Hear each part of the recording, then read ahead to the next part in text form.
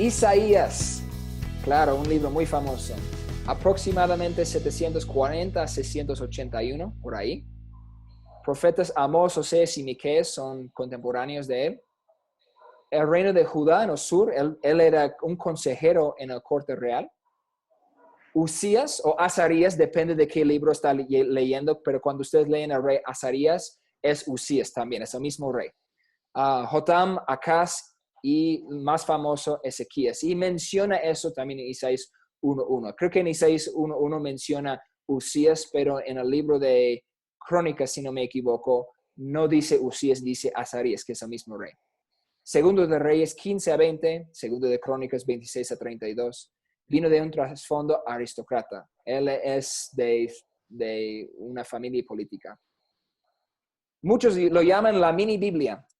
¿Por qué? Porque hay 66 capítulos y en la Biblia hay 66 libros. Tenemos que recordar, los capítulos no fueron diseñados por los autores, fueron puestos después y Isaías era uno de los primeros para encontrar dónde están en esos lugares. Los capítulos y los versículos no son inspirados. El contenido de los libros es lo que es inspirada. Y también tenemos que recordar que los números de libros no eran igual originalmente. Reyes solo es separado porque el contenido era mucho para un solo rollo. Crónicas también, Samuel también. Entonces no era primero de Samuel, segundo, era Samuel nomás. Era solo un rollo, rollo A, rollo B, lo que sea. Esdras y Nehemías era un solo libro. Originalmente hay 151 salmos, no 150.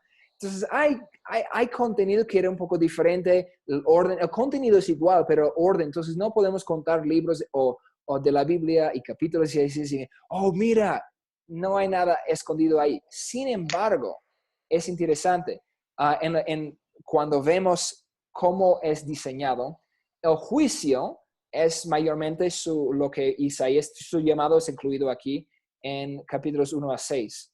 La amenaza a Judá de los arameos y los asirios en 7 a 17. Hay más juicios, especialmente a las naciones, de nuevo algo común con todos los profetas, capítulos 3 a 36. Y después una transición de la amenaza de Asiria hasta Babilonia, porque él vivía en ese tiempo final. Porque Ezequías estaba, si se acuerdan de Ezequías, él estaba jactándose a los reyes de Babilonia, pero los reyes de Babilonia, o los oficios de Babilonia no era un imperio todavía no muy fuerte. Después Babilonia conquistó a Siria y asumió todo el imperio de Siria y Babilonia creció y no se olvidó de lo que vieron con Ezequías. Entonces, hasta capítulo 39 tenemos algo de juicio, algo del Antiguo Testamento y empareja mucho de lo que está pasando en el Antiguo Testamento. Interesantemente, hay 39 libros del Antiguo Testamento. Entonces, los capítulos 1 a 39, en contenido es muy semejante a la primera parte de Isaías al Antiguo Testamento. Vemos un gran cambio aquí, porque ahora cambia a hablar de consuelo y restauración en los últimos 27 capítulos. Como el Nuevo Testamento habla de la restauración o la redención de la gente bajo la salvación de Jesús, como los 26 libros o 27 libros del Nuevo Testamento. Habla de más restauración y salvación en capítulos 49 a 57. Y después habla de las últimas cosas, la eternidad, la restauración, el juicio final, como lo que vemos en los últimos, en Apocalipsis y un poco en el Nuevo Testamento, hablando de los últimos días. Entonces, hay algo muy semejante en Isaías y también el rango de toda la Biblia. Nahum vivía aproximadamente 663 hasta 612 antes de Cristo. Durante los tiempos de Sofonías y Jeremías, el reino del sur de Judá, y habló también a los reyes de Asiria y de Judá. En general no se sabe cuál es exactamente. Su referencia histórica es que él menciona en capítulo 8 la caída de Tebas en Egipto y también profetiza hablando de Nínive. Entonces era después de la caída de Tebas, por eso la fecha, y aproximadamente antes de la caída de Nínive. Con Nahum, su contenido habla mayormente de juicio y destrucción.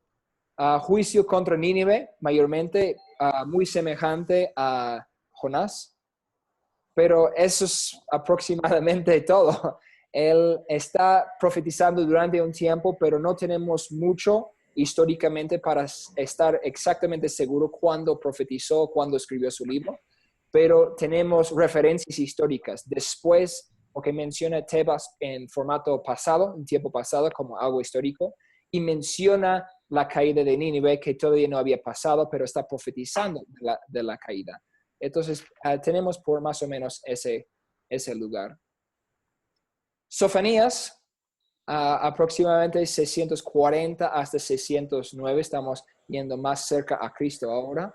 Sus profetas contemporáneos, Nahum, Jeremías y Habacuc, donde el reino del sur de Judá, y él hablaba mayormente durante el tiempo del rey de Josías, segundo de Reyes 23, me faltó el 2 ahí, y segundo de Crónicas 35. Referencias, Sofonías 1:1, él es de sangre azul, de la cuarta generación, descendido del rey Ezequías. O sea, es posible que Sofonías hubiera podido ser rey, pero no cayó exactamente, había otras personas delante de él en la línea para el trono. Pero él es de sangre azul, es una persona real. Y él habla de juicio de futuro. El día del Señor contra Judá y las naciones en el primer capítulo. El juicio contra las naciones y después ahí está de nuevo la redención, ahí está esa salida del remanente. Habacuc. Habacuc es un libro bien corto, pero bien potente. También aproximadamente 640 hasta 609 antes de Cristo. Jeremías y Daniel son sus contemporáneos, donde también reino del sur de Judá. Los reyes, lo tengo duplicado ahí. Josías y Joacás son reyes de Judá. Segundo de Reyes 23 y segundo de Crónicas 35 a 36, por ahí, habla de esos dos reyes. Habacuc es un buen libro para la gente que siempre pregunta por qué la gente tiene que sufrir. Una gran pregunta es por qué Dios deja cosas malas pasar a la gente buena. Hay gente cuando dice, pero mi tío fue una persona buena, pero ¿por qué ha muerto de cáncer o algo así? Habacuc, hermanos, en el ministerio es un buen libro de entender por qué Dios deja que gente buena deja cosas malas pasar a gente buena.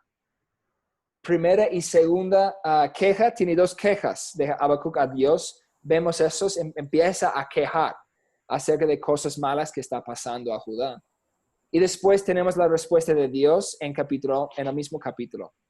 Y después tenemos una oración de Habacuc pidiendo ira de Dios y confianza y gozo en Dios.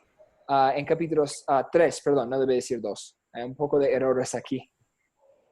Entonces, lo que vemos aquí es algo muy semejante a Jonás, pero la diferencia entre Jonás y Habacuc, porque con Jonás en Israel, algo malo pasó a Israel, pero fue un juicio de Dios.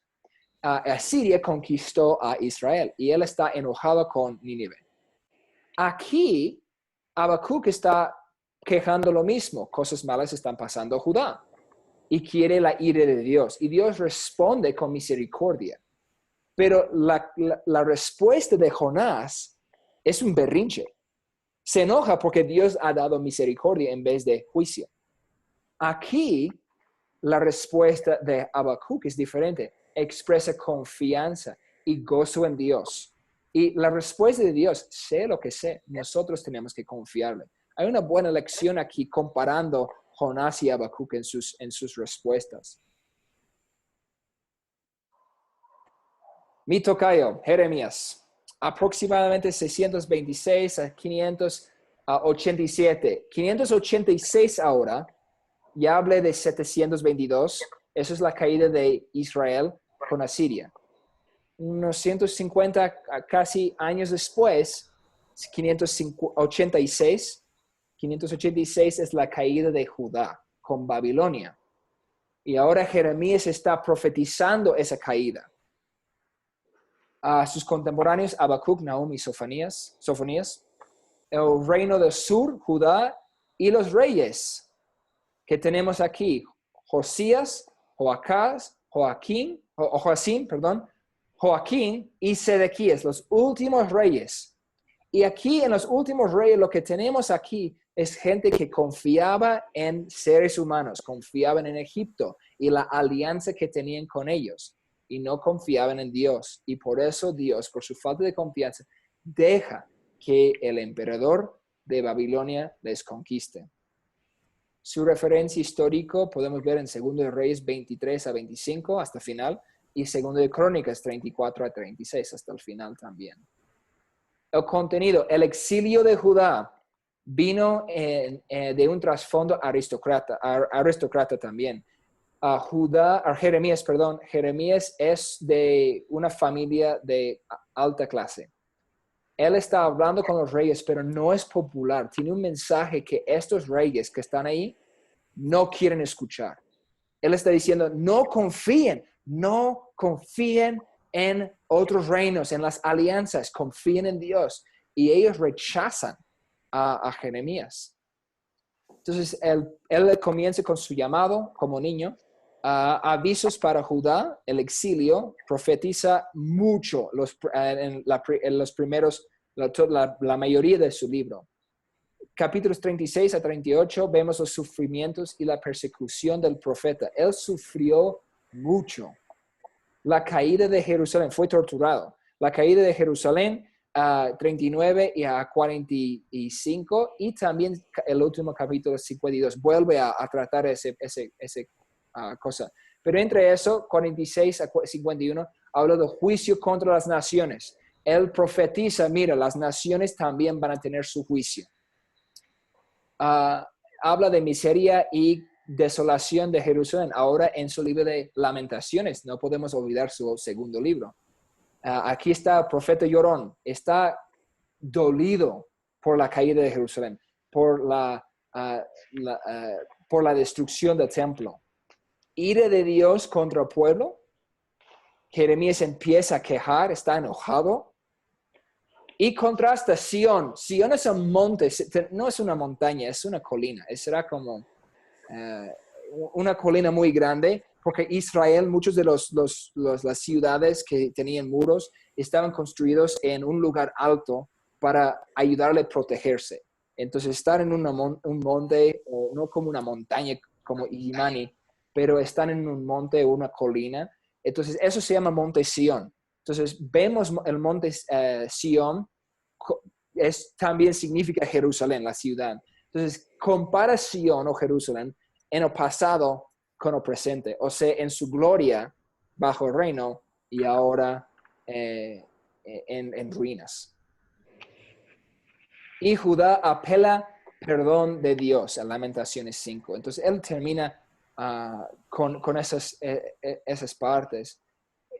De Jeremías tenemos que recordar, es un ejemplo perfecto. Los profetas no eran gente, aunque él era de clase alta, estuvo encarcelado, tenía que vivir de la provisión de Baruch, su discípulo, y tenía que depender mucho de otras personas. Jeremías no tenía una buena vida y él dejó su clase alta, todo eso, porque sufría para que el pueblo de Dios retornara a seguir a Jehová.